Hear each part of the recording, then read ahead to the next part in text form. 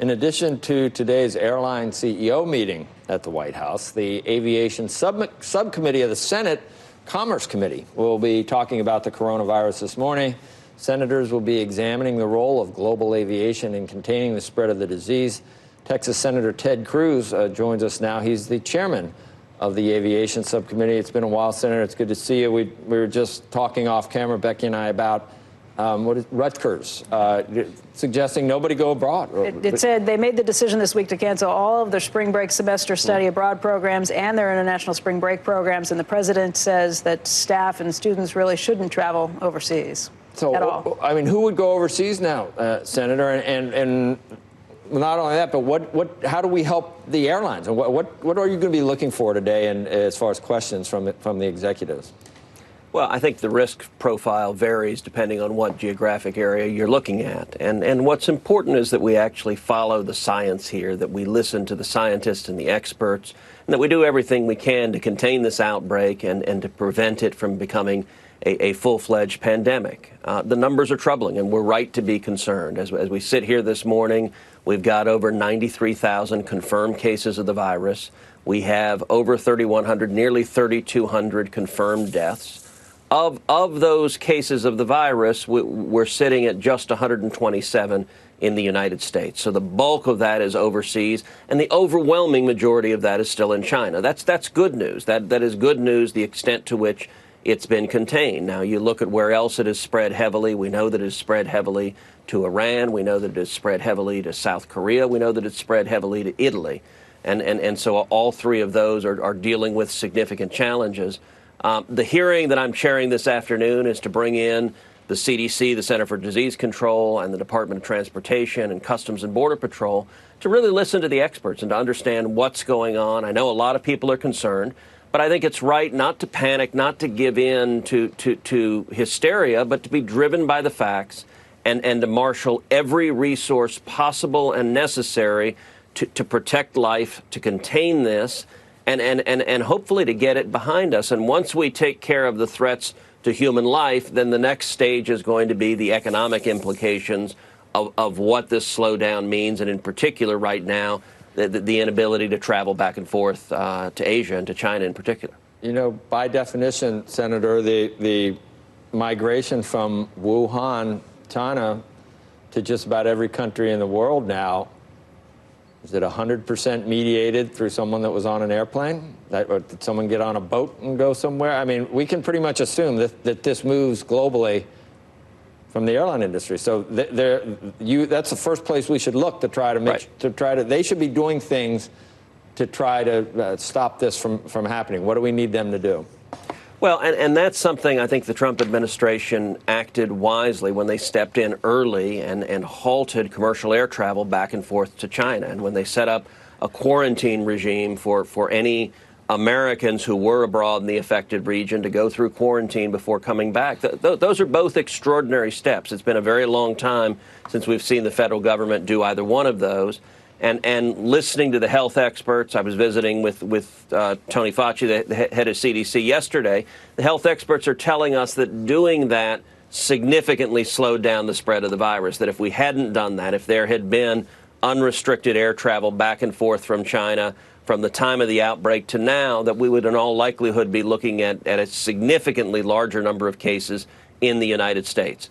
What slowing the spread down does is it gives you time to develop vaccines, to develop treatment protocols, and the administration is met with pharmaceutical CEOs earlier this week, is meeting with the experts at the FDA and the CDC and working to getting testing kits out. That's one of the significant steps. Next week, a substantial number of testing kits are being sent out so that by the end of next week, they're expecting to have the capacity to conduct over 1 million tests. Now, we don't have anywhere near that number of cases, but obviously a lot of people right now are concerned if you're manifesting flu-like symptoms. A lot of people are wanting to get checked out, get the test, and so I think they're stepping forward proactively to get those tests out and available. People are still coming in from around the world, though, and if they're asymptomatic or if we don't have tests, I don't see how we can expect to be expect to be screening people at this point. We're not screening people, are we? Well, it is a challenge. We are certainly screening people if they're coming from China or the Wuhan region in particular. We're not allowing commercial air flights, and so that limits some of the flow. Well, now we got Italy, and we got how many places? I mean, should we be screening people from Washington State going to other parts of the United States? When we say screening, we're just talking about seeing if they have a temperature. Right. We're not seeing if they actually have the coronavirus.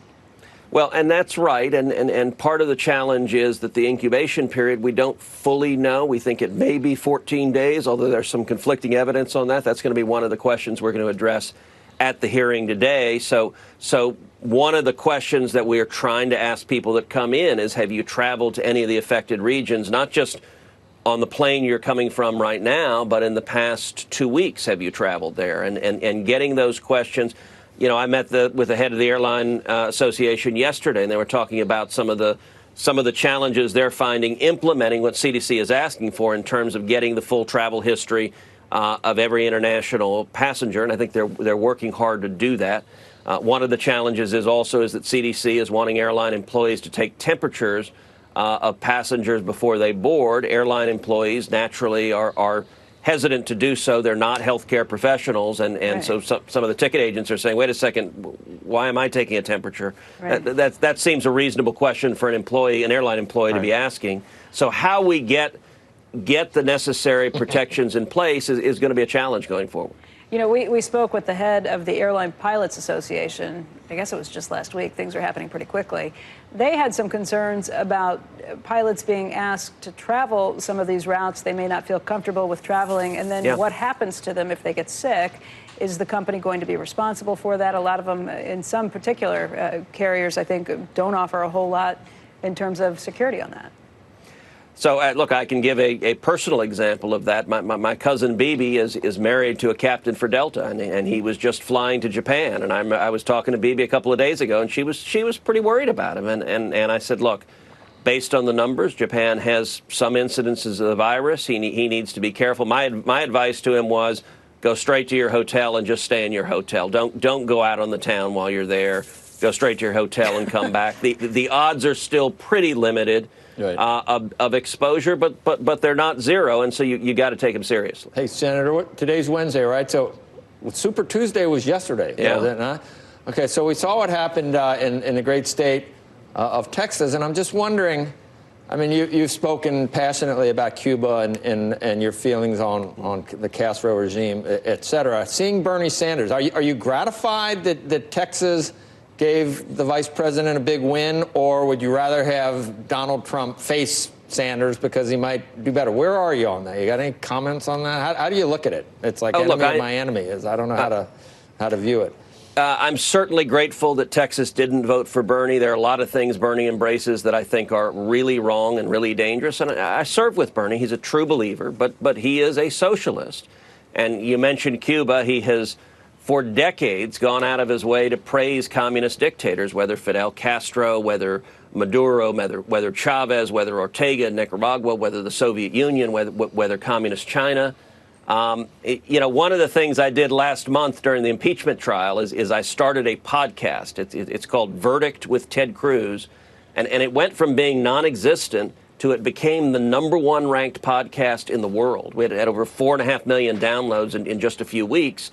The latest episode of Verdict with Ted Cruz, I actually flew my aunt, my tia Sonia, from Dallas up to D.C., and I interviewed her because my tia Sonia was imprisoned, and she was tortured by Castro's goons. She was there when the revolution happened. She fought in the counter-revolution against Castro. She saw the misery and poverty. And so the podcast, it's become one of our most downloaded podcasts because it's a chance to really listen to a firsthand story. And what Bernie is saying of Cuba as this socialist paradise is just utterly false, as anyone who's lived through it could tell you. Unless you like those some of those cars are pretty cool. Those old, like a 56 Ford or Chevy. But so what did you say? Did you say you'd rather have the president face Bernie, or you'd rather have face Vice President Biden?